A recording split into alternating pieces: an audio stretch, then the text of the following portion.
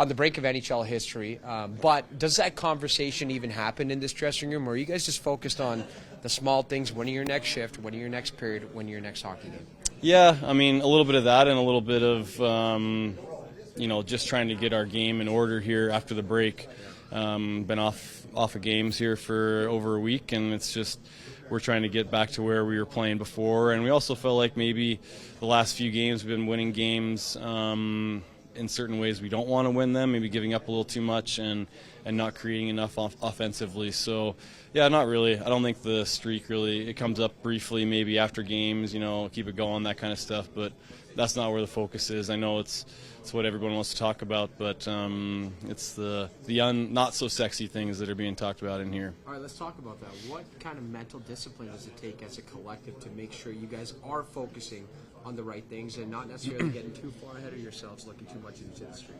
Yeah, honestly, we just don't even really think about it that much. I don't think we're all pros here. We've been in the NHL for different lengths of time, but everyone's been a pro for a while, and that's what the NHL life is day to day.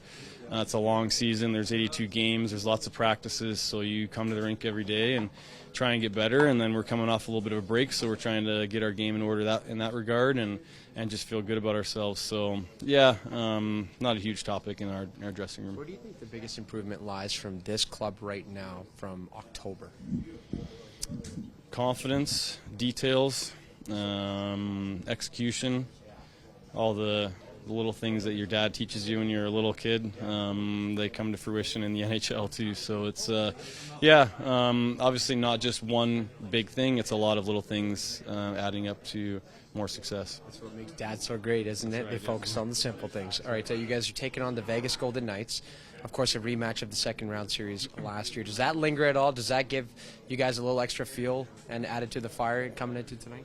I don't think so. I think maybe we see it as a possible playoff matchup this year, so we need to make sure our game's in order against them for those reasons. Last season's last season. It's the past. We're a different team. They're a different team. In this league, I talk about being a long season, 82 games. You always have to be looking forward and moving forward. If you're looking at your last game or even last week or last month, and then like you're talking about last year, that can just eat you alive pretty well. Well, they're in a rhythm right now, 5-1-1 in their last 7 games. Now, obviously coming off that break as well. When they're in a rhythm, what parts of their game are going that gives you guys the biggest challenge? Yeah, their depth. They have a lot of depth up and down their lineup. They play their lines pretty evenly. Their power play is pretty elite. Have to be aware of that. Their stars are really good.